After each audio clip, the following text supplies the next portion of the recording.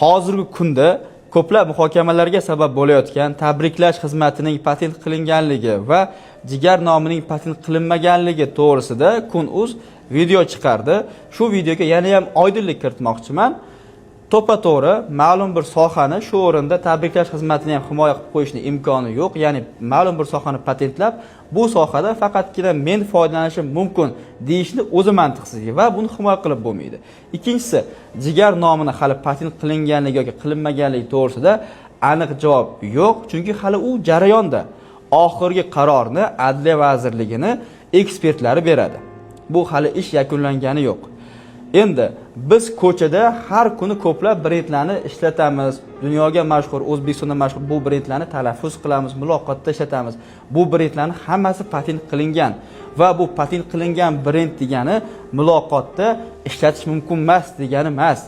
Biz topshirgan jigar brendi o'zining yo'nalishlari bo'yicha, deylik, mashinalarga xizmat ko'rsatish, tuning, moyka, mana shu yo'nalishlarda patentlashga topshirilgan.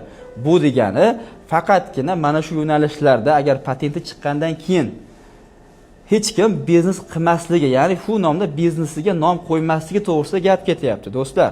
Chunki tadbirkor bitta brendga ko'plab pul tikadida, boshqa odam foydalansa, shuncha tikkan puli havoga uchib ketadi. Shuning uchun patentlab qo'yiladi.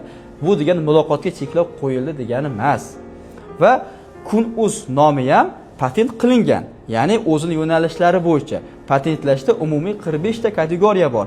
Ya'ni Kun.uz 38-klassda telekommunikatsiya yo'nalishi bo'yicha patent qilingan va kun so'ziga himoya berilgan, hech qanaqa logosiga emas. Kun so'zi jigar so'zidan ham ommaviy, ko'pchiligimiz ishlatadigan so'z va Kun.uzdagilar buni yaxshi tushunishgani uchun patent mohiyatini patentlab qo'yishgan. Bu juda ham to'g'ri narsa. Endi jigar nomini ham 33-klassda, ya'ni alkogol yo'nalishi bo'yicha ancha oldin boshqa bir tadbirkorlik subyekti tomonidan patentlangan. Bu degani O'zbekiston hududida jigar nomidan alkogol ichimliklariga nom qo'yish mumkin emas. Hurmatli kuzatuvchilar, hurmatli insonlar, tadbirkorlar, brendi patentlash, yana qaytaraman, muloqotga cheklov qo'ymaydi. Xohlagancha gaplashing, xohlagancha ishlating. Faqatgina o'sha brend patentlangandan keyin o'sha sohada siz biznes qilishda bu nomni ishlatishingiz mumkin emas. Mana shu.